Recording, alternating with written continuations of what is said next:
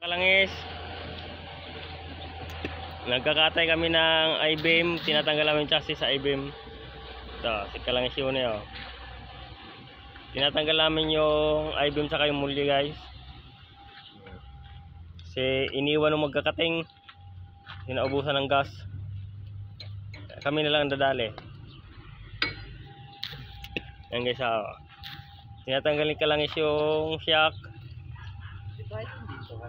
Ayan guys, oh. Tinatanggalin niya yung shock. Pinupukpok. Ayan guys. Oh. Guys, tanggalin na itong bagsakan guys ha. Tatanggalin na niya yung bagsakan. Oh. Na guys, kung gusto niyo sa mga video na ganito guys, comment lang guys. Tuturuan ko kayo kung paano pagtanggal ng mulye. Tanggalin mo rin yung tornilyo guys. Sige na po, ito lang muna sa ngayon, update.